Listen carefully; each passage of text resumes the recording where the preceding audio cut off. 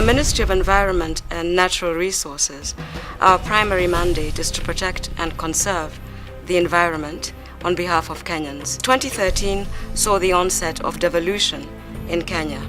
Many of our services are devolved. So our primary purpose was to make sure that our policies and legislation also reflected the devolved country. We came into office in 2013 when poaching was at the highest level. We were losing over 300 elephants per year, over 80 rhino per year. So what we did is we put in place very rapidly a new Wildlife Conservation and Management Act 2013.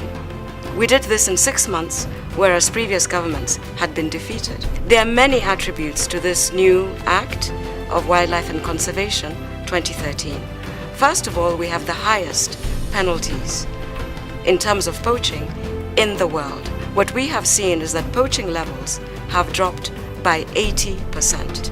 And this is again the best performance in the world. Part of the challenge that we also had is that Kenya is not only a market country, but it's also a transit country.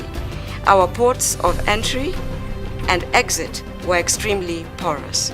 So what we've managed to do is to put in international teams, interagency teams, both at Jomo Kenyatta International Airport, at the Mombasa port. Most of the seizures of illegal wildlife trade are now made here rather than in Asia as they used to be before, which means that our surveillance has increased rapidly. The only way we can end poaching is if we work with the markets or the destinations.